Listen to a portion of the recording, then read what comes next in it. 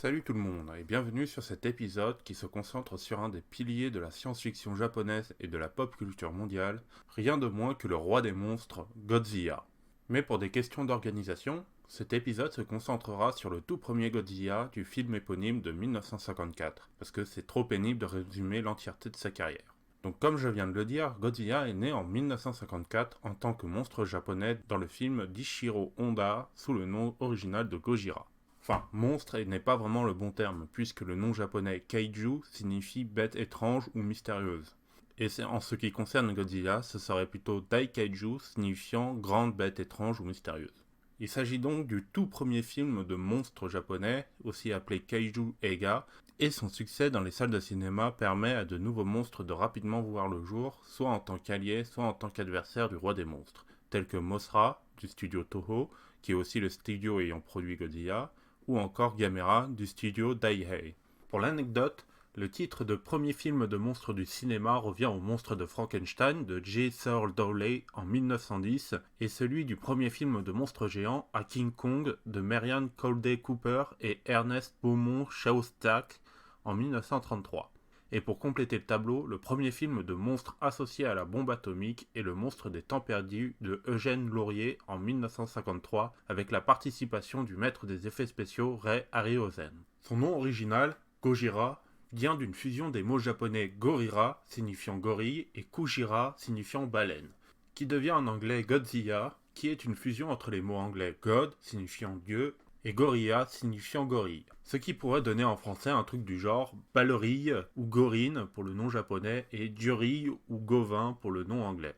Alors, ne vous inquiétez pas si vous avez manqué l'aspect gorille de la bête, voire même l'aspect baleine, bien que le bestiau soit amphibie, ce n'est pas un problème. C'est même parfaitement normal, puisque le nom avait été choisi avant le design de la créature, qui devait être un mixte gorille-baleine, mais dont l'idée ne plaisa pas. Et il a été décidé d'en faire un dinosaure afin de profiter un maximum de l'engouement du public des années 50 pour ces grosses bébêtes sympathiques. C'est ainsi que le Japon nous offrit une créature atteignant les plus hauts immeubles humains et pesant plusieurs centaines de tonnes, capable de ravager une ville entière en moins de 10 minutes et de faire de jolies couleurs avec ses plaques dorsales lorsqu'il balance un méga rayon de la mort de l'apocalypse dont le nom a été raccourci en souffle atomique qui lui donne un aspect draconique on ne peut plus sympathique. L'histoire de Gojira commence donc dans les années 50, durant les tests américains sur la bombe H dans l'océan Pacifique, près de l'île Dodo. Le roi des monstres, qui dormait depuis des éons sous les fonds marins, fit alors la connaissance coup sur coup des humains, du nucléaire et du réveil matin. Et il trouva que c'était un poil trop pour lui. Il décida donc de remonter à la surface pour aller faire part de son mécontentement auprès du syndicat des voisins, se trouvant visiblement au Japon, et accessoirement tout pété autour de lui. Il faut dire que l'exposition au nucléaire l'a impitoyablement brûlé, et provoqué des mutations lui permettant, entre autres, d'émettre une forte aura de radiation, de résister à l'armement standard humain et de cracher son fameux souffle atomique. Mais le feu nucléaire a également pris son groupe familial, ce qui n'a pas dû arranger son caractère.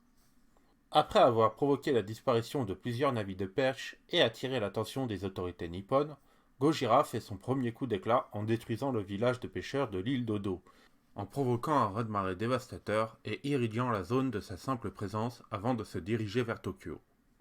Malgré les tentatives du JSDF, Japan Self-Defense Force, pour arrêter une créature de 50 mètres de haut pour 20 kilotonnes, le roi des monstres va réduire la capitale japonaise en ruine et provoquer des milliers de morts et de blessés en seulement 2 attaques, mais aussi à cause de la radiation que son corps massif émet en permanence. Le pire étant que ni la puissance des armes, ni une décharge de 50 000 volts n'a pu l'arrêter. Ce qui amène à la question suivante. Comment tuer un être ayant survécu à la plus puissante des armes de l'humanité, l'arme atomique? La réponse étant tout bêtement utiliser une arme encore plus puissante, comme le destructeur d'oxygène, qui réduit à l'état de squelette toute créature organique immergée dans l'eau, dans un rayon défini en fonction de la puissance de la machine. Cette arme est tellement puissante que son créateur, le docteur Serizawa, décidera de se suicider pour emporter les plans de la machine dans la tombe et éviter d'être le nouvel Oppenheimer.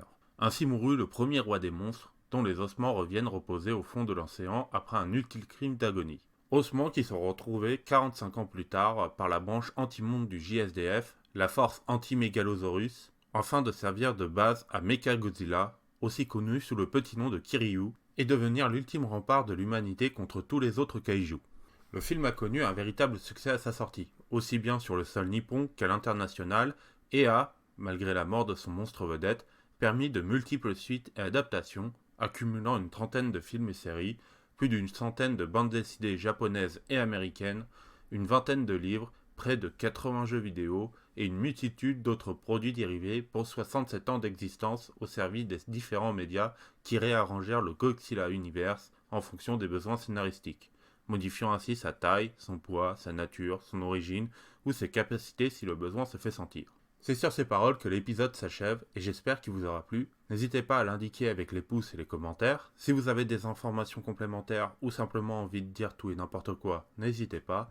Et à partager la vidéo à vos amis si vous voulez. Mais n'oubliez pas, le nucléaire c'est utile mais dangereux. Moi je vous dis salut et à la prochaine.